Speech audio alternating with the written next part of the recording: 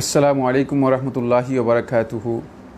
আলহামদুলিল্লাহি রব্বিল আলামিন ওয়াসসালাতু ওয়াসসালামু আলা আশরাফিল আমবিয়া ওয়াল মুরসালিন নবিয়িনা মুহাম্মাদিন ওয়া আলা আলিহি ওয়া আসহাবিহি ওয়া মান তাবিআহুম বিইহসান ইলা ইয়াউমিদ্দিন ওয়া বা'দ। সুপ্রিয় দর্শক, দিনী ভাই বোনেরা,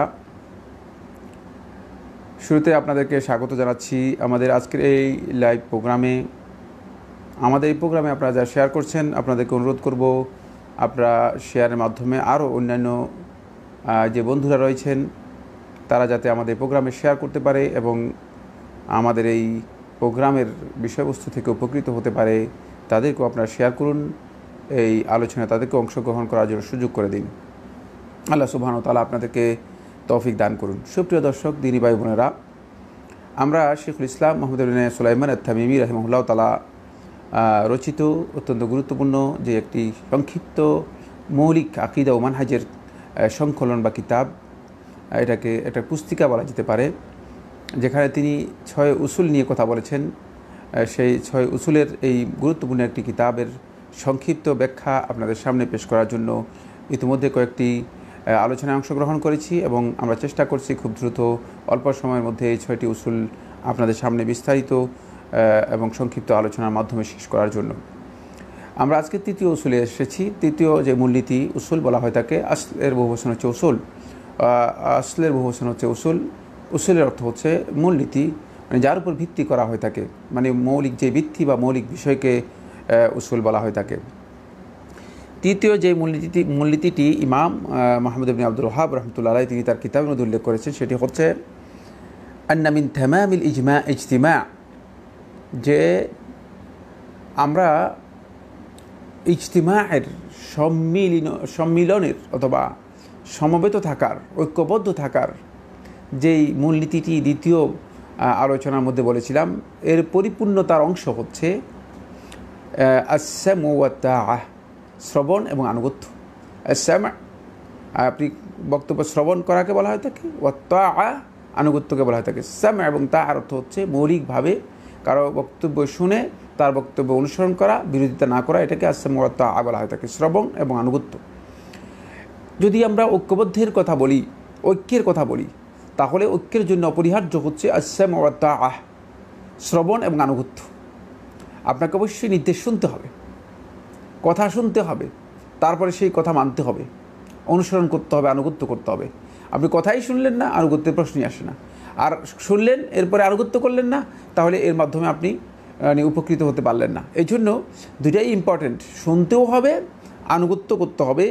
এটা হলো প্রকৃত যেই ঐক্যের কথা আমরা বলছি, যে ঐক্যের দিকে ইসলাম মানুষদেরকে আহ্বান করে, যেই সম্মিলন এবং বিচ্ছিন্নতা থেকে নিজেকে মুক্ত রাখার জন্য ইসলাম উপদেশ দিচ্ছে বা নির্দেশ দিচ্ছে, এর একটি পরিপূর্ণতার দিক হচ্ছে যে অবশ্যই আমাদেরকে শুনতে হবে এবং আনুগত্য করতে হবে। কার? লিমান তাআম্মারা আলাইকুম, যারা বা যে বা যিনি তোমাদের উপর কর্তৃত্ব লাভ করতে পেরেছে, ক্ষমতা লাভ করতে পেরেছে, শাসকদের যারা শাসন ক্ষমতা আমাদের উপর অর্জন করেছে, লাভ করেছে, তাদের আনুগত্য এবং তাদের শ্রবণ করতে হবে। ওয়ালাউ কানা, যদিও সে ব্যক্তি অথবা তারা হয় আবদান হাবশিয়ান, হাবশি গোলাম, কালো গোলাম হয়। এই উদাহরণটি রাসূলুল্লাহ সাল্লাল্লাহু আলাইহি ওয়াসাল্লাম হাদিসের মধ্যে দিয়েছেন। ফলে সালেহীনগণ যুগে যুগে যখনই এই মূলনীতি আলোচনা করতেন, যেখানেই এই মূলনীতি আলোচনা করতেন, বন্ধুগণ এই বক্তব্যটি সাথে যোগ করে দিতেন, ওয়ালাউ কানা, যদিও মানে সেই ব্যক্তি হয় আবদান হাবশিয়ান, হাবশি গোলাম, হাবশি গোলাম হলেও, তাহলেও আমরা তাদের আনুগত্য করতে হবে, তাদের বক্তব্য শুনতে হবে এবং তাদের আনুগত্য করতে হবে। আবদান হাবশিয়ান, হাবশি গোলাম, এ কথা কেন বলেছেন? বাহ্যিকভাবে হাবশি গোলাম, একদিক থেকে গোলাম, কোনোভাবেই কোনো স্বাধীন ব্যক্তি তার আমির গোলামকে মেনে নিতে বাধ্য হয়, মেনে নিতে ইচ্ছা পোষণ করে না, মেনে নিতে পারে না স্বাভাবিকভাবে। কারণ গোলাম আপনার কর্তৃত্ব করবে, গোলাম আপনার ক্ষমতায় অধিষ্ঠিত হবে, আপনার উপর পাওয়ার দেখাবে, আর আপনি একজন স্বাধীন ব্যক্তি, আপনি এটা নিশ্চুপ হয়ে একেবারেই মানে কোনো ধরনের বক্তব্য আপত্তি না করেই মেনে নেবেন, নিঃশর্তভাবে মেনে নেবেন, এটা স্বাভাবিকভাবে মানুষের বিবেচনার বাইরে। আর এরপরে গোলাম যদি তাও যদি গোলাম যদি আবদান নাসরানিয়ান খ্রিস্টান গোলাম হয়, সুন্দর দগদগে জলজলে, মানে দেখতে খুব সুন্দর, তাহলে তো অনেকে গোলাম দেখলেও পছন্দ করে। কিন্তু হাবশিয়ান বলে রাসূলুল্লাহ সাল্লাল্লাহু আলাইহি ওয়াসাল্লাম ইঙ্গিত করেছেন যে মানে বাহ্যিক অবলোকনেও খুবই নিকৃষ্ট। হাবশি গোলাম সবসময় কালো হয়, কুচকুচে কালো, দেখতে সৌন্দর্য নেই। তারপরেও রাসূলুল্লাহ সাল্লাল্লাহু আলাইহি ওয়াসাল্লাম এই হাদিসের বক্তব্যের মধ্যে কথা বলেছেন যে যদিও সেই গোলাম হাবশি গোলাম হয়, তাহলেও তোমাদেরকে তার কথা শুনতে হবে এবং আনুগত্য করতে হবে, যদি আল্লাহ রাব্বুল আলামিনের পক্ষ থেকে তোমাদের উপর তার মানে তাকে কর্তৃত্ব করার অধিকার দেওয়া হয়, কর্তৃত্ব করার জন্য আল্লাহ সুবহানাহু ওয়া তাআলা তাকে তোমাদের উপর ক্ষমতা দিয়ে দেন। শেখ রাহিমাহুল্লাহ তাআলা বলেন, ফাবায়্যানাল্লাহু হাযা বায়ানান শাফিয়ান কাফিয়ান। এই বক্তব্যটি, এই আসলটি, এই মূলনীতিটি আল্লাহ সুবহানাহু ওয়া তাআলা বর্ণনা করে দিয়েছেন তার কিতাবের মধ্যে, অথবা রাসূলুল্লাহ সাল্লাল্লাহু আলাইহি ওয়াসাল্লাম হাদিসের মাধ্যমে বায়ানান শাফিয়ান, এমনভাবে বর্ণনা করেছেন যে এত স্পষ্ট করে বর্ণনা করেছেন যে শাফিয়ান, যাতে আমাদের জন্য সুস্থতা এবং আরোগ্য রয়েছে, কাফিয়ান, যাতে যথেষ্ট বর্ণনা করা হয়েছে, আর প্রয়োজন নেই, এত পরিপূর্ণ বর্ণনা করা হয়েছে, একেবারেই পরিপূর্ণ বর্ণনা করা হয়েছে। বে উজুহিন মিন আনওয়াইল বায়ান, বর্ণনার যতগুলো দিক আছে অনেকগুলো দিক এর মাধ্যমে আল্লাহ সুবহানাহু ওয়া তাআলা এই বিষয়টি বর্ণনা করেছেন। শারআন ওয়া কাদারান, এরপর বলতেছেন যে শারআন মানে শরঈ দিক থেকেও এই বিষয়টি আল্লাহ সুবহানাহু ওয়া তাআলা আমাদের উপর অপরিহার্য শরীয়তের বিধান হিসেবে আল্লাহ তাআলা আমাদের জন্য এই বিষয়ে নির্দেশনা দিয়েছেন এবং নির্দেশ দিয়েছেন। ওয়া কাদারান, হুকুমের দিক থেকেও সেটা হচ্ছে যে আল্লাহর পক্ষ থেকে এটি এমন একটি হুকুম যে অবধারিত বিষয়ে, এই বিষয়ে যাতে করে আমরা বুঝতে পারি, ফলে আল্লাহ সুবহানাহু ওয়া তাআলা তার কিছু নিদর্শনের মাধ্যমেও আমাদের কাছে এই বিষয়টি তুলে ধরেছেন স্পষ্ট করে যে এটি অপরিহার্য বিষয়। যদি এক্ষেত্রে তোমাদের ত্রুটি হয় অথবা কোনো না কোনো কারণে যদি এক্ষেত্রে তোমরা বিচ্যুতির দিকে চলে যাও, তাহলে তোমরা ক্ষতিগ্রস্ত হবে। যুগে যুগে এর প্রমাণ কোরআনে কারীম এবং রাসূলুল্লাহ সাল্লাল্লাহু আলাইহি ওয়াসাল্লামের হাদিসগুলো থেকে আমরা পেয়েছি এবং এর প্রমাণ রয়েছে। এরপরে শেখ রাহিমাহুল্লাহ তাআলা বলেন, সুম্মা সারা হাযাল আসলু, এরপরে আমরা দেখতে পাই যে এই যে মূলনীতিটা এমন এক পর্যায়ে চলে গিয়েছে, এমন এক অবস্থা রূপান্তরিত হয়েছে। হাযাল আসলু লা ইউরাফু ইনদা আকতার মান ইয়াদদাইল ইলম, দেখা গেছে যে অনেকেই যারা মান ইয়াদদাইল ইলম, যারা ইলমের দাবি করতেছে, যারা নিজেদেরকে আলেম দাবি করতেছে, যারা নিজেদেরকে গবেষক দাবি করতেছে, যারা নিজেদেরকে স্কলার দাবি করতেছে, যারা নিজেদেরকে মনে করতেছে ইসলামের দাঈ আল্লাহ, যারা নিজেদেরকে দাবি করতেছে আমরা ইসলামকে প্রতিষ্ঠা করার কাজ করছি, যারা নিজেদেরকে দাবি করতেছে আমরা ইসলামের দিকে আহ্বান করতেছি, যারা নিজেদেরকে দাবি করতেছে আমি ইসলামের বক্তব্য দিচ্ছি, আমি ইসলামের দিকে মানুষদেরকে আহ্বান করতেছি, সকলেই মানে এর অধিকাংশ লোকেই আকতার মান ইয়াদদাইল ইলম, যে ইলমের দাবি করে থাকে, এদের অধিকাংশ লোকেই লা ইউরাফ, এই মূলনীতি সম্পর্কে তাদের কাছে জ্ঞান নেই, এই মূলনীতি তাদের কাছে আননোন হয়ে গিয়েছে, অপরিচিত হয়ে গেছে, এই মূলনীতি তাদের কাছে হারিয়ে গেছে, এই সম্পর্কে জ্ঞান নেই।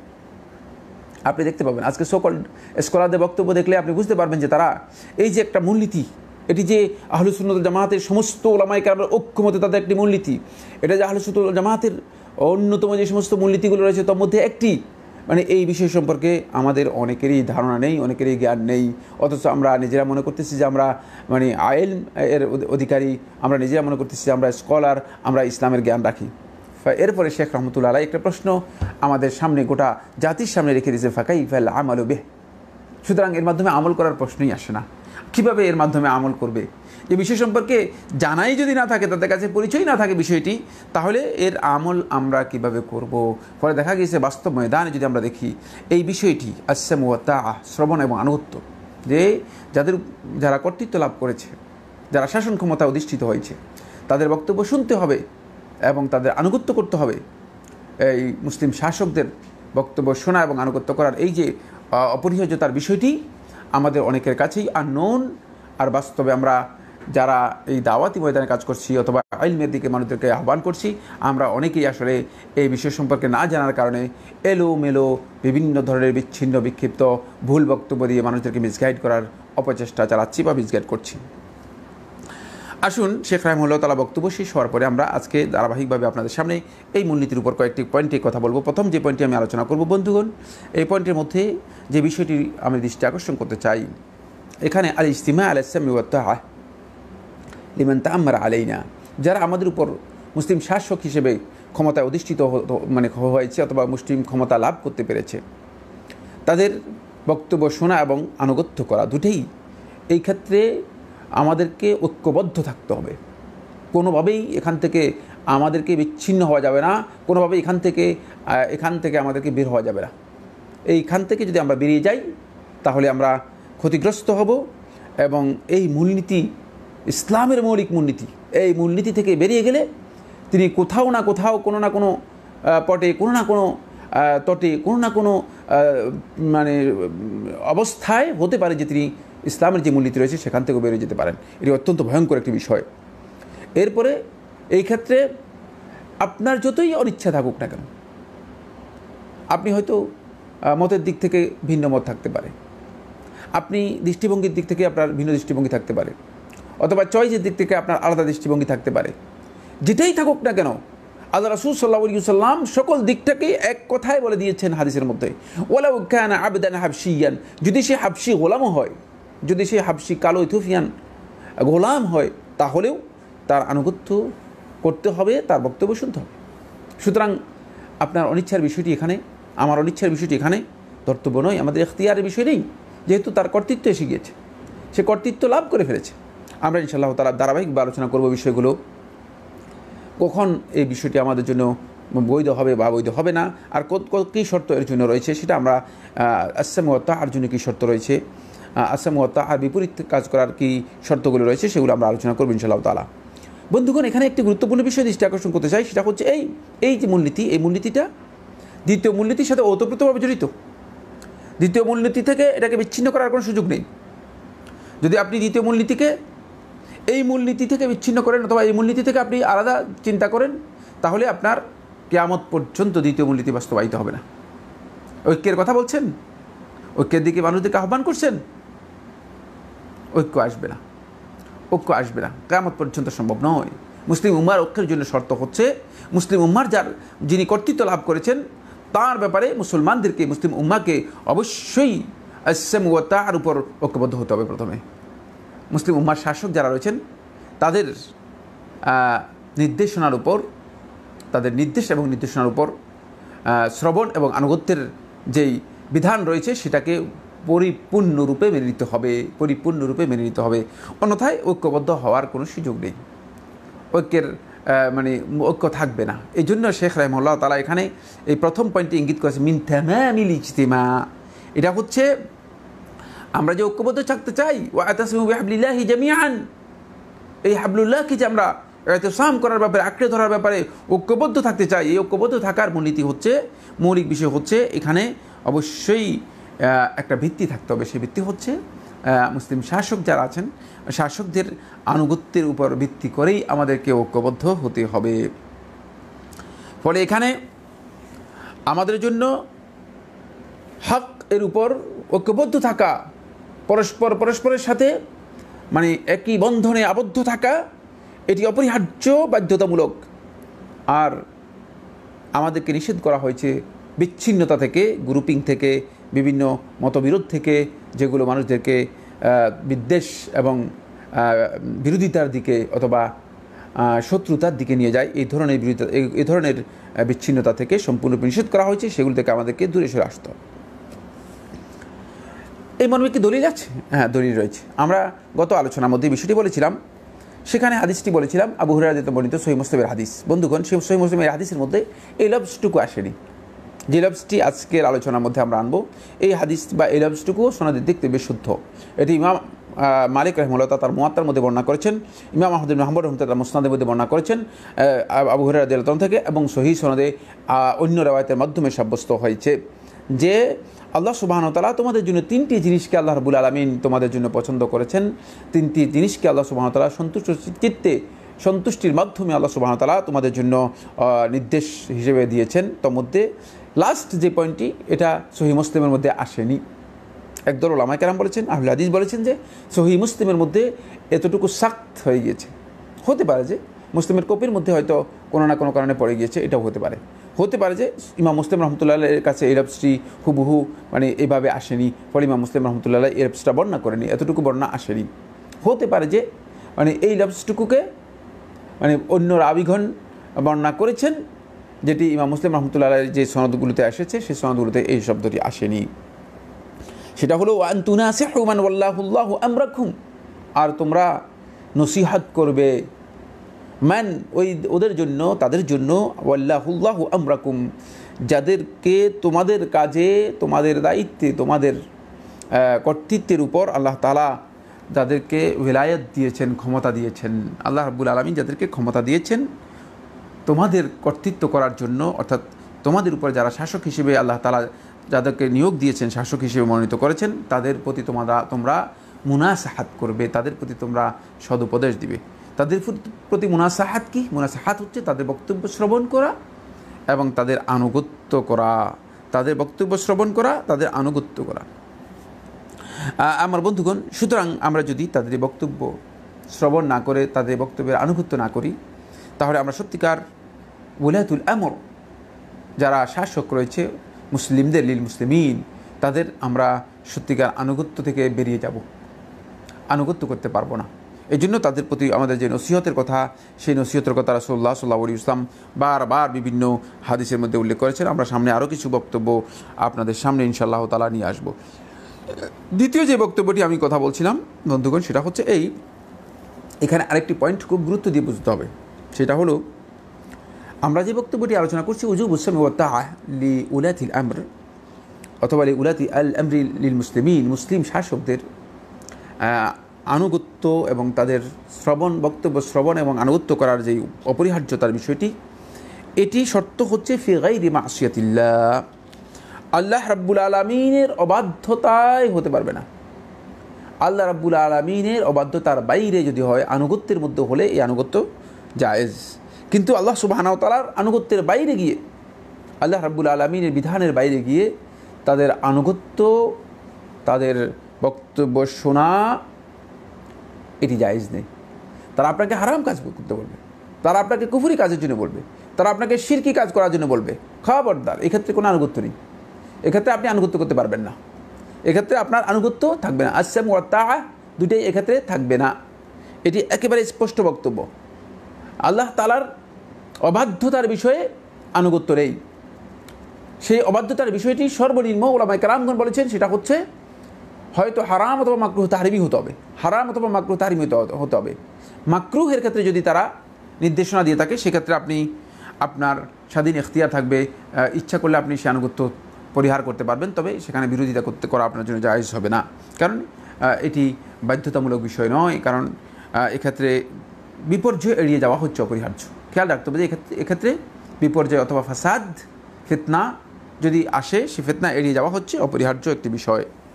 তাহলে আমরা বুঝতে পারলাম আল্লাহ তাআলার আনুগত্যের, রাসূল সাল্লাল্লাহু আলাইহি ওয়াসাল্লামের আনুগত্যের মাঝেই তাদের আনুগত্য সীমাবদ্ধ, একটা পরিধি আছে, সেই পরিধির বাইরে আমাদেরকে যাওয়ার কোনো সুযোগ নেই। সুতরাং যদি আল্লাহর অবাধ্যতায় আমাদেরকে আনুগত্য করতে বলা হয় থাকে, সেটি হারাম, জায়েজ নেই। ইমাম আহমদ বিন হাম্বল রাহমাতুল্লাহ মুসনাদের মধ্যে একটি হাদিস বর্ণনা করেছেন, লা তাআতা লিমাখলুকিন ফি মাসিয়াতিল্লাহ, আল্লাহ রাব্বুল আলামিনের অবাধ্যতায় কোনো মাখলুকের, কোনো সৃষ্টির কোনো আনুগত্য নেই।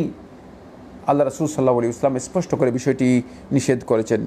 3 নম্বর যে মূলনীতির কথা আমরা আলোচনা করব বন্ধুগণ, সেই মূলনীতি হচ্ছে, এখানে এই বিষয়টি শুধুমাত্র যে এই মূলনীতিটি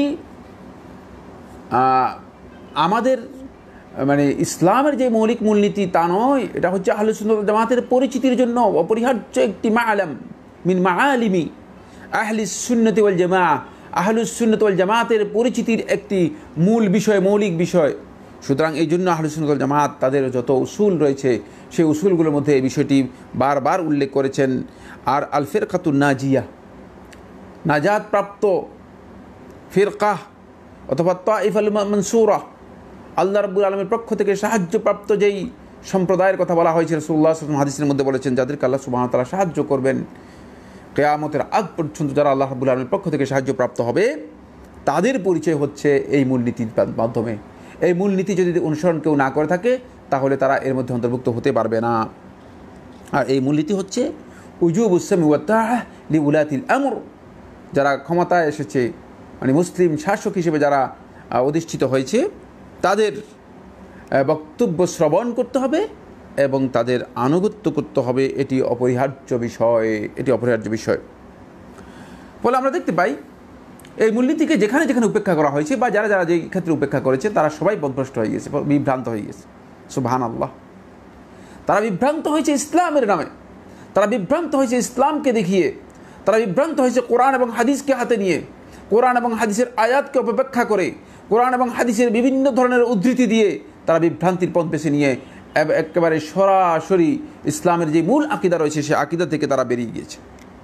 খুব ভালো করে লক্ষ্য করুন, এদের প্রথম গোষ্ঠী হচ্ছে আল খাওয়ারিজ ওয়ামান আলা আফখারিহিম, খারিজি সম্প্রদায় এবং বর্তমানে যারা খারিজি চিন্তাধারার উপর প্রতিষ্ঠিত, এরা সবাই মূলত এই মূলনীতির মধ্যে সবচেয়ে বেশি পথভ্রষ্ট। বন্ধুগণ, এই মূলনীতির মধ্যে সবচেয়ে বেশি পথভ্রষ্ট হচ্ছে খারিজিরা এবং খারিজিদের চিন্তাধারায় যারা পুষ্ট বর্তমানে রয়েছে। আমাদের এই সমাজের মধ্যে অনেকেই এখন খারিজি চিন্তাধারায় পুষ্ট রয়েছে। তারা কোথায় কোথায় খারিজি চিন্তাধারাকে বিভিন্নভাবে মানুষের সামনে পেশ করার জন্য চেষ্টা করে এবং নিজেদেরকে অনেকে ইসলামিক স্কলার, ইসলামের বড় বড় আওয়াইজ, বড় বড় আলোচক, বড় বড় ইসলামের দায়ী হিসেবে নিজেকে পরিচয় করার জন্য চেষ্টা করে থাকে, অথচ তারা এই খারিজি চিন্তাধারার মাধ্যমে পুষ্ট এবং তারা এই ক্ষেত্রে সত্যিকার এই মানহাজের ক্ষেত্রে বা এই মূলনীতির ক্ষেত্রে তারা পরিপূর্ণরূপে পথভ্রষ্ট এবং বিভ্রান্ত, পরিপূর্ণরূপে পথভ্রষ্ট এবং বিভ্রান্ত। আমার বন্ধুগণ, এক্ষেত্রে আমাদেরকে সতর্কতা অবলম্বন করতে হবে। দ্বিতীয় এই মূলনীতির ক্ষেত্রে যারা পথভ্রষ্ট এবং বিভ্রান্ত হয়ে গিয়েছে তারা হচ্ছে আল মুতাজিলা, মুতাজিলা সম্প্রদায় এবং বর্তমানে যারা মুতাজিলা চিন্তাধারার উপর প্রতিষ্ঠিত রয়েছে।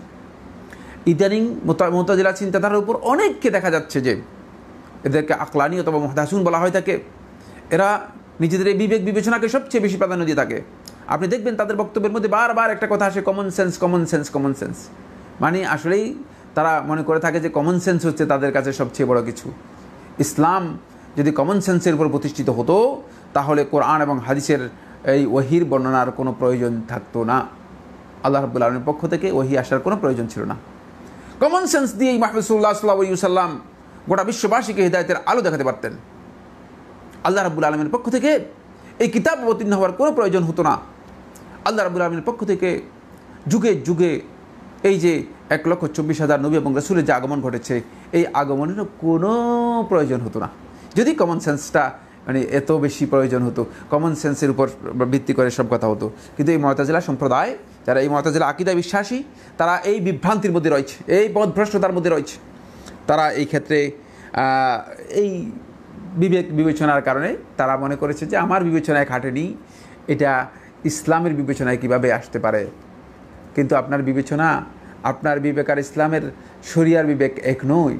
কারণ ইসলাম যে বিবেক যে বক্তব্য দিয়েছে সে বক্তব্য ওহির মাধ্যমে এসেছে, ওহির মাধ্যমে সেই নির্দেশনা এসেছে। তাই আমাদেরকে সতর্কতা অবলম্বন করতে হবে। বন্ধুগণ, এক্ষেত্রে বর্তমান যুগে, আমাদের এই যুগে আমরা দেখতে পাই দুটি সম্প্রদায় সবচেয়ে বেশি পথভ্রষ্ট হচ্ছে। একটা হচ্ছে আত-তাইফাতুত তাকফিরিয়া, তাকফিরি সম্প্রদায়। বন্ধুগণ, কোথায় কোথায় মানুষদেরকে কাফির সাব্যস্ত করা, এটি এদের লক্ষণ। যারা এই ইসলাম ওয়া তাআহ আনুগত্যের এই ধারাকে, যারা এই শ্রবণ এবং আনুগত্যের যে অপরিহার্য এই ধারা রয়েছে, ধারাকে যারা উপেক্ষা করবে, এই মূলনীতিকে যারা উপেক্ষা করবে, তাদেরই মূলনীতি হচ্ছে একটা, সেটা হলো তাকফির। তাকফির মানুষদেরকে কাফির মানে সাব্যস্ত করা। কোথায় কোথায় মানুষদেরকে কাফের, যে কাফের হয়ে গেছে, কাফের হয়ে গেছে, ইসলাম থেকে বার হয়ে গেছে, কাফের কাফের এই ধরনের বক্তব্য দেয়। এরা হচ্ছে আত-তাইফা তাকফিরিয়া। এরা একেবারেই বিভ্রান্ত, পথভ্রষ্ট। এদের থেকে নিজেদেরকে খুব দূরে রাখুন, নিজেদেরকে সতর্ক হন, এদেরকে এখান থেকে আপনারা সতর্কতা অবলম্বন করুন। ওয়াল ফিরকাতুল কিতালিয়া, আরেকটি ফেরকাহ রয়েছে, ফেরকা কেতালিয়া, কেতালি ফেরকা, জিহাদি ফেরকা। কোথায় কোথায় কেতাল আর জিহাদকে নিয়ে আসে টেনে, মনে হচ্ছে যেন ঘরে বসে ঘরের পরিবারের পরিজন নিয়ে জিহাদ করবে। আবার জিহাদের প্রয়োজন যেখানে রয়েছে সেখানে জিহাদ করবেন, জিহাদের বিধান যেখানে মানে প্রযোজ্য হবে সেখানে জিহাদ করতে ইসলামের বিধান রয়েছে। কিন্তু জিহাদের প্রেক্ষাপট রয়েছে, জিহাদের বিধান রয়েছে, জিহাদের শর্ত রয়েছে, জিহাদের পদ্ধতি রয়েছে।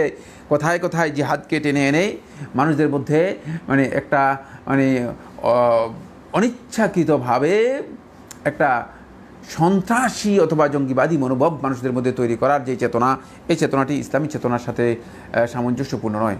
এর অর্থই নয়, আমি কথা বোঝাচ্ছি না। বন্ধুগণ, খুব ভালো করে বুঝে নিন যে এটা মানে জিহাদের এই বক্তব্য সন্ত্রাসের সাথে কোনো সম্পর্ক রয়েছে। জিহাদ এবং সন্ত্রাস সম্পূর্ণ একটি আলাদা বিষয়। কিন্তু যারা জিহাদের নামে সন্ত্রাসী কর্মকাণ্ডকে আজকে উৎসাহিত করছেন, অনুপ্রাণিত করছেন, তাদেরকে সতর্ক করে দিতে চাই। এই যে ফেরকা কেতালিয়া, কেতালি ফেরকা অথবা জিহাদি ফেরকা, যে আমাদের সমাজের মধ্যে বর্তমানে বিভিন্নভাবে অপচেষ্টা করে যাচ্ছে, তাদের মূল কারণ হচ্ছে তারা এই মূলনীতিতে সবচেয়ে বেশি পথভ্রষ্ট, বিভ্রান্ত এবং ইসলামের যেই নির্দেশনা রয়েছে সেই নির্দেশনা থেকে তারা বেরিয়ে এসেছে, সেই নির্দেশনা থেকে তারা বের হয়ে গিয়েছে। 4 নম্বর যে পয়েন্টটি আমি আপনাদের সামনে বন্ধুগণ আলোচনা করব সেটা হচ্ছে এই ক্ষেত্রে আমাদের কাছে সুস্পষ্ট মূলনীতি তিনি বলেছেন যে আল্লাহ সুবহানাহু ওয়া তাআলা এটা বর্ণনা করেছেন, বাইয়ান আল্লাহু সুবহানাহু ওয়া তাআলা, এটা আল্লাহ রাব্বুল আলামিন আহাজ আল আসল, এটাকে এমনভাবে বর্ণনা করেছেন যে বায়ানান শাফিয়ান কাফিয়ান, মানে এমনভাবে বর্ণনা করেছেন যে শাফি কাফি, মানে এর মাধ্যমে আপনি পরিপূর্ণরূপে মানে মানসিক প্রশান্তি লাভ করতে পারবেন, আত্মিক প্রশান্তি এবং সকল প্রকার প্রশান্তি লাভ করতে পারবেন। আর কাফিয়ান, এটা আপনার জন্য বিবেচনার জন্য যথেষ্ট হয়ে যাবে। এমন বর্ণনা আল্লাহ সুবহানাহু ওয়া তাআলা তার কোরআন এবং হাদিসের মধ্যে আল্লাহ সুবহানাহু ওয়া তাআলা দিয়েছেন। আসুন না কোরআনে কারীমের মধ্যে আল্লাহ সুবহানাহু ওয়া তাআলা কি বলেন। আল্লাহ রাব্বুল আলামিন ইরশাদ করেন, ইয়া আইয়ুহাল্লাযীনা আমানু আতিউল্লাহা ওয়া আতিউর রাসূলা ওয়া উলিল আমরি মিনকুম, হে ঈমানদারগণ তোমরা আল্লাহর আনুগত্য করো এবং রাসূলের আনুগত্য করো, ওয়া উলিল আমরি মিনকুম, আর তোমাদের মধ্যে যারা উলিল আমর রয়েছে, তোমাদের মধ্যে যারা শাসন ক্ষমতায় অধিষ্ঠিত হয়েছে তাদের তোমরা আনুগত্য করো। এখানে ওলিউল আমর মুসলিম শাসক যারা মুসলমানদের নেতৃত্ব বা ক্ষমতা লাভ করতে পেরেছে, যাদেরকে আল্লাহ রাব্বুল আলামিন ক্ষমতা দিয়েছেন, তাদের আনুগত্য অপরিহার্যতার ব্যাপারে আল্লাহ সুবহানাহু ওয়া তাআলা এখানে নির্দেশনা দিয়েছেন। কিন্তু এটি কমন নির্দেশ নয়, অপেন নির্দেশ নয়, নিঃশর্ত নির্দেশ নয়। শেখুল ইসলাম ইবনে তাইমিয়া রাহমাতুল্লাহি আলাইহি ফতোয়ার মধ্যে উল্লেখ করেন, তিনি বলেন, তাআতুল্লাহি ওয়া রাসূলুহু ওয়াজিবাতুন আলা কুল্লি ওয়াহিদিন, আল্লাহ এবং তার রাসূলের আনুগত্য প্রত্যেকের উপর অপরিহার্য, বেগাইরি শর্তিন, কোনো ধরনের শর্ত ছাড়াই। কারণ আল্লাহ রাব্বুল আলামিন আনুগত্যের জন্য এখানে নিঃশর্ত আনুগত্য, রাসূলের আনুগত্য এখানে নিঃশর্ত আনুগত্য।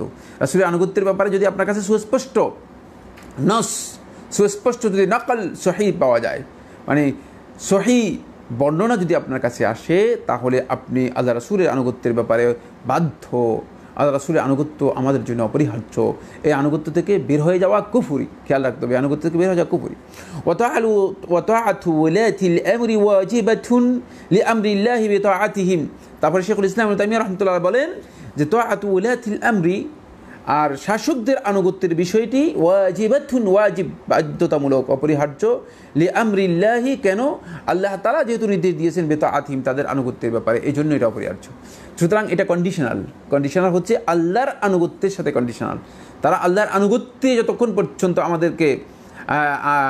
আমাদেরকে নির্দেশ দেবে, ততক্ষণ পর্যন্ত আমরা তাদের আনুগত্য করব এবং তাদের এই আনুগত্যের বিষয়টি আমাদের জন্য অপরিহার্য থাকবে। ততক্ষণ পর্যন্ত তাদের আনুগত্যের বিষয়টি আমাদের জন্য অপরিহার্য থাকবে। এক্ষেত্রে আমরা আরেকটি হাদিস বলেই আজকের আলোচনা শেষ করব ইনশাআল্লাহ তাআলা। আগামী দার্সের মধ্যে আমরা এই বিষয়টি আরও বিস্তারিত আলোচনা করব। এই হাদিসটি ইমাম বুখারী এবং মুসলিম রাহিমাহুল্লাহ তাআলা তাদের সহিতে বর্ণনা করেছেন। আব্দুল্লাহ ইবনে উমর রাদিয়াল্লাহু আনহু থেকে তিনি বলেন, রাসূলুল্লাহ সাল্লাল্লাহু আলাইহি ওয়াসাল্লাম ইরশাদ করেছেন, আলাল মারইল মুসলিম, একজন মুসলিম ব্যক্তির উপর অপরিহার্য হচ্ছে আস-সামউ ওয়া তাআহ, শ্রবণ করা এবং আনুগত্য করা। সে শ্রবণ করবে এবং আনুগত্য করবে। কার কথা, কার শ্রবণ, কার আনুগত্য এখানে উল্লেখ করা হয়নি, তার এটা স্পষ্ট হওয়ার কারণে বিষয়টি একেবারে স্পষ্ট। ওলিউল আমর, যিনি কর্তৃত্ব লাভ করতে পেরেছেন মুসলিম শাসক হিসেবে, তার শ্রবণ বক্তব্যকে শ্রবণ করবেন এবং আনুগত্য করবেন। ফিমা আহাব, যে ক্ষেত্রে তার পছন্দ হয়, অথবা ওয়াকারিহ, অথবা অপছন্দ করে। ইল্লা আন ইউমারা বিমাসিয়াতিন, তবে যদি তাকে কোনো অবাধ্যতার ব্যাপারে নির্দেশ দেওয়া হয় তাকে, সেক্ষেত্রে সে আনুগত্য করবে না। ফাইন আমারা বিমাসিয়াতিন, আবার স্পষ্ট করে দিচ্ছেন, ফাইন আমারা বিমাসিয়াতিন, যদি কোনো অবাধ্য কাজে, আল্লাহর অবাধ্যতার কোনো কাজে নির্দেশ দেয়, ফালা সামআ ওয়ালা তাআ, এক্ষেত্রে কোনো শ্রবণেরও বিধান নেই, এক্ষেত্রে কোনো আনুগত্যেরও বিধান নেই। এক্ষেত্রে আমরা শ্রবণও করব না, এক্ষেত্রে আনুগত্য করব না। এক্ষেত্রে কী করব? আসুন ইনশাআল্লাহ তাআলা আমরা আগামী ক্লাসে এই বিষয়টি বিস্তারিত আলোচনা করব। আল্লাহ সুবহানাহু ওয়া তাআলা আমাদের সবাইকে বিষয়টি উপলব্ধি করার তৌফিক দান করুন। আজকে আমরা এই আলোচনার মাধ্যমেই শেষ করতে চাই। যদি আপনাদের কোনো প্রশ্ন থাকে আমরা চেষ্টা করব প্রশ্নের উত্তর দেওয়ার জন্য। আল্লাহ সুবহানাহু ওয়া তাআলা আমাদেরকে সবাইকে তৌফিক দান করুন।